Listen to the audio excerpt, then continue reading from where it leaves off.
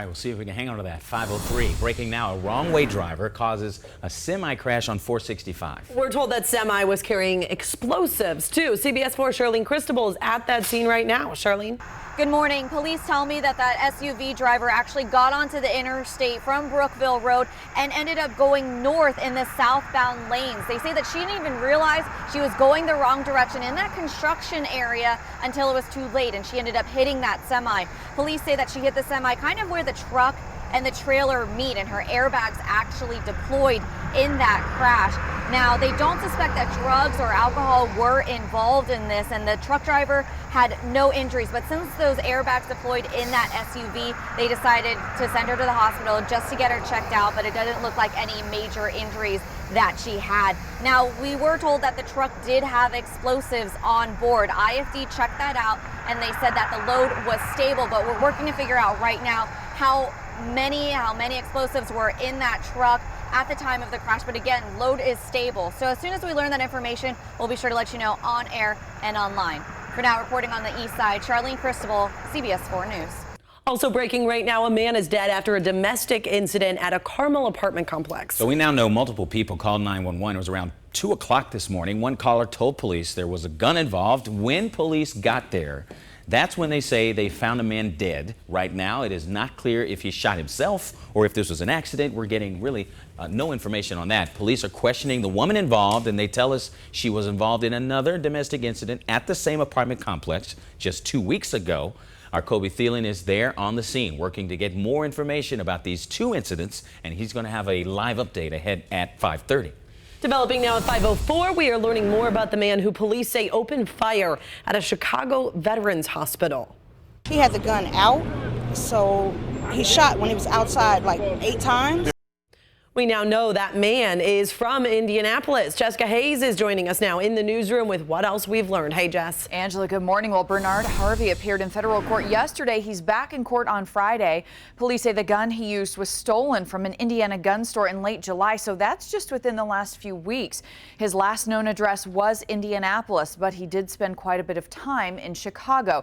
Now, we've got video of his arrest at that hospital just yesterday. The federal complaint alleges he fired his weapon 9 times inside and outside of the Jesse Brown Medical Center. That's a VA hospital on Chicago's west side. Harvey is a convicted felon with a felony record in Cook County. Our station in Chicago tells us Harvey has gun and drug violations dating back to 1998 with several convictions involving prison time and psychiatric care. The gun police say he used Tuesday is similar to the one we have pictured. Despite the gunfire, no one was hurt here. Police subdued him within 30 seconds. They did not fire a single shot. We avoided tragedy here in the city of Chicago. I cannot tell you, with all the things that are going on in this country right now, how lucky we are. Again, he made a first court appearance yesterday. He faces 1 count for illegal possession of a firearm by a convicted felon, 10 years in prison, and a $250,000 fine. He's back in federal court on Friday. In the meantime, the VA hospital did make some security changes, but they are back to operating normally. In the newsroom, I'm Jessica Hayes. Frank will send it back to you. All right, Jess, thanks. So it's 5:06 now. The city of Bloomington is now ready to reopen the farmers market this weekend. But you can expect some big changes when that happens. The mayor shut down the market for the past 2 Saturdays because of the protests that were happening at the farmers market, and it was over a vendor who is accused of having ties to white supremacist groups. So with the markets reopening this Saturday, the city's now upping security with more video monitoring and more officers. Also, 2 streets will be closed around the market to create a larger area for crowds. We're confident in our collective ability to protect public safety and to preserve our public spaces and embody our community values. 2 weeks ago. In an exclusive interview with CBS 4, the vendor at the center of the tensions has denied any ties to white supremacy.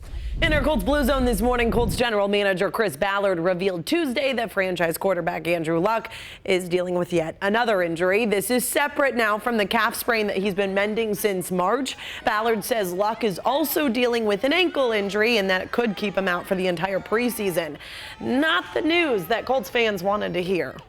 It's a little scary, man. It's a little scary because he's done so well in the past, and I'm really hoping that the rest of the team can pull through, but I am slightly worried. I think there's some pretty good players that could pick up the slack. A little bit disappointed, but we're the Colts, so we're going to hold out for the very best.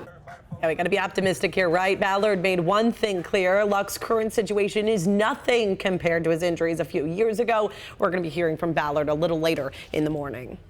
All right, so developing now, the FBI is investigating an attack aimed at some of their own. The feds say someone shot up ICE offices in Texas. Had the bullets gone 2 inches in another direction, we could be here today talking about the murder of a federal official. The warning for those responsible. And this morning, an official with the Trump administration facing a huge wave of backlash. The changes he made to an iconic poem that has people upset.